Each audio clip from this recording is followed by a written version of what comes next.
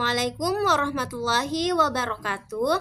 Halo semuanya, perkenalkan saya Sugi. Saya mahasiswa dari Prodi Tadris Ilmu Pengetahuan Sosial semester 5.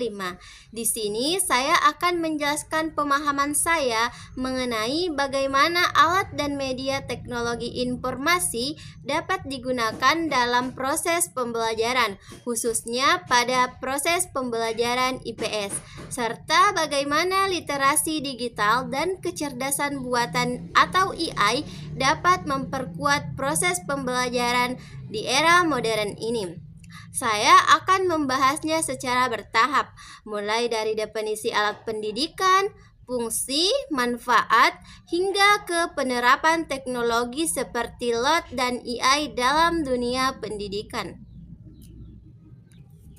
Baik, di sini yang pertama saya akan menjelaskan mengenai definisi dan jenis-jenis alat pendidikan. Apa sih sebenarnya yang dimaksud dengan alat pendidikan? Secara sederhana, alat pendidikan adalah segala sesuatu yang digunakan oleh guru dan peserta didik untuk membantu proses pembelajaran agar lebih efektif, efisien, dan menarik.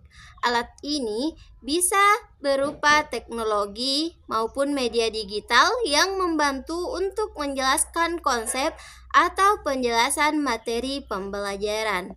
Secara umum, alat pendidikan terbagi menjadi dua. Yang pertama itu alat tradisional, contohnya papan tulis, papan dinding, globe, gambar, atau bentuk konkret yang biasa digunakan di kelas. Jenis yang kedua itu adalah alat modern seperti komputer, laptop, proyektor, tablet, bahkan papan tulis digital atau smartphone. Dalam pembelajaran IPS, alat tradisional seperti peta dan globe masih sangat bermanfaat untuk menjelaskan letak geografis suatu wilayah.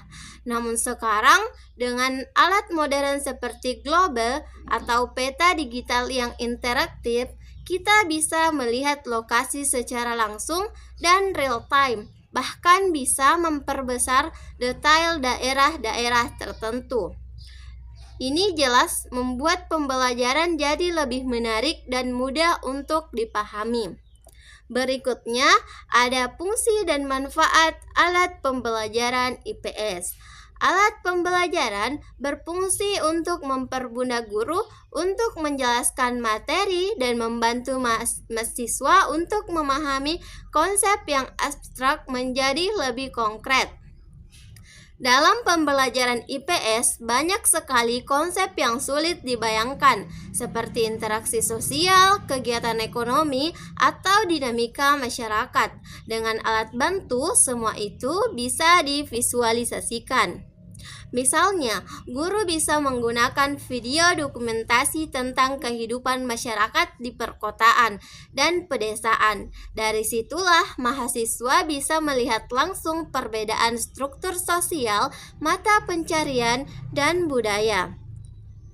Manfaat lainnya adalah untuk membantu mengembangkan kreativitas dan berpikir kritis.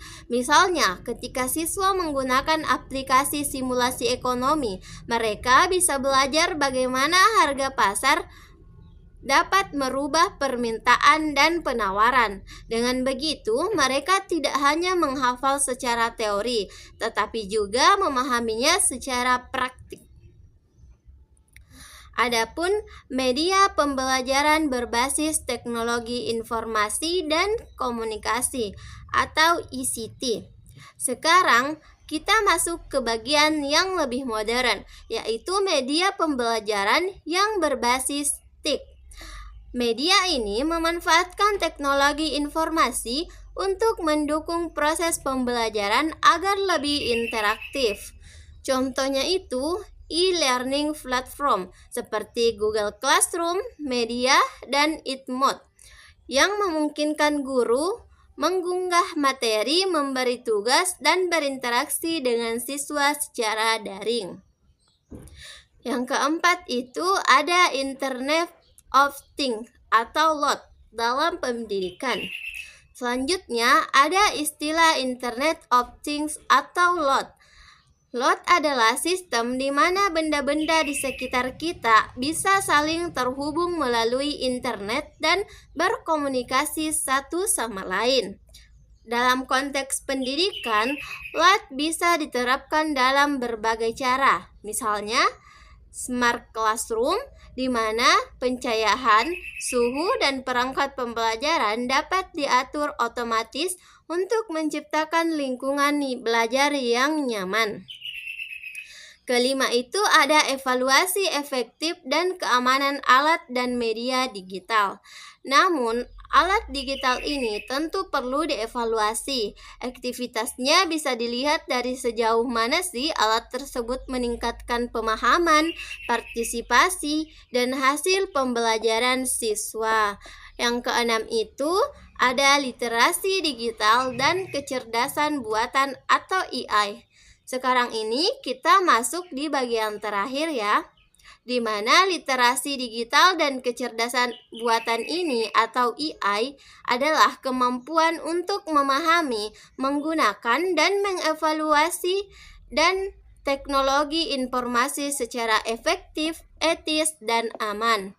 Artinya bukan cuma bisa dipakai di HP ataupun di laptop, tapi juga kita tahu cara mencari informasi yang benar, yang secara valid dan hoax atau tidak benar.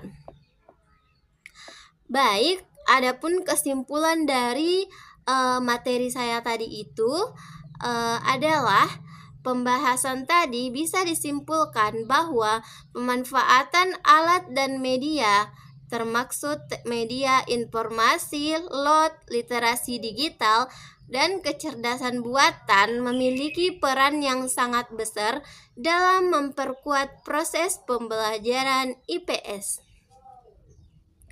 Sebagai calon pendidik, tentunya kita perlu belajar bukan hanya bagaimana menggunakan teknologi, tetapi juga bagaimana mengintegrasikannya secara bijak agar pembahasan menjadi lebih bermakna dan relevan dengan kebutuhan zaman di era modern ini.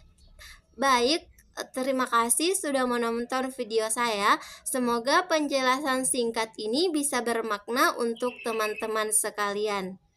Baik, mungkin itu saja penjelasan dari saya. Sekian, wassalamualaikum warahmatullahi wabarakatuh.